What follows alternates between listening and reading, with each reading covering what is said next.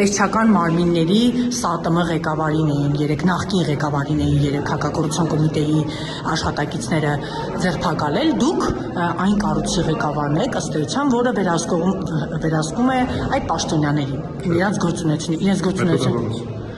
Լավ, համարենք մեթոդամանալ, այսինքն բաղված ինչ է ձերբակալել։ Ահռելի յուրացումների մասին է խոսքը։ Մեզ վերահսկել չի տեսչական մարմինների աշխատակցների համակարգման գրասենյակը չի վերահսկում, թե ինչ է դուրս գրվում կամ ինչ է մտագրվում, որտեղ կարդացինք յուրացման մասին էր խոսքը։ Ձեր գործառույթը ո՞րն է իրենց մասով, պարոն Մարտիրոսյան, դա ինձ հետաքրքիր է։ Իրենց մեթոդաբանության մշակելն է, Կբացատրեք դա ինչ է։ Վերեք հիմա շատ երկար կբացատրեմ, բայց հավատացեք տեսչական մարմինների աշխատանքների համակարգման գրասենյակի գործառույթների մեջ չի մտնում իրենց այն ինչը որ հրապարակվել էր, ինչով որ մեղադրյալ չգիտեմ քանի դրվագ ինչի մասին է խոսքը, մեր մասում վերահսկելի չի դա։ Այսինքն ձեր մերքի բաժինը դուք չեք տեսնում։ Իհարկե չենք տեսնում, որովհետև մենք վերահսկող չենք, մենք վերադաս չենք։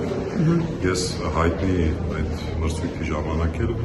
մի քանի անգամ դա ասեցի, վերահաստատում եմ։ Ես Պետրոս Մարտիրոսյան վերադաս չեմ տեսչական մարմիններից որևէ մեկի նկատմամբ։ Դուք ի՞նչն եք իրենց, շատ կարճ ասեք, իրենք ի՞նչն եք, այսինքն իրենք յուրացումներ են անում, հսկայական գումարներ են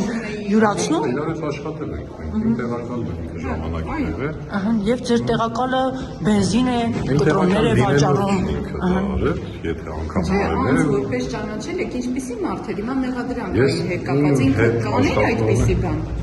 Ես չեմ կարող մեկնաբանել ինքը ինչ կարող են անել, ինքը իր պարտականությունները երբ որ իմ տեղակալներ է, լավ պատշաճի իրականացրել է։ Դե ինչ է տեղի ունեցել արդեն տեսչական մարմնում, դա կարծում եմ քննությամբ պետք է բարձվի ու վերջնական դատական ակտ։ Չեք վախենում իրավապահները հասնեն միջև ձեր տեղակալ լինելու ժամանակատված ու բավականին լուրջ բացահայտումներ անեն։ Վստահ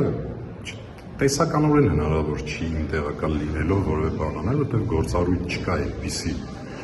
որ թեկուզ յուրացման կամ վատնման կամ որևէ այլ գործընթացի մասին տեսականորեն հնարավոր չի։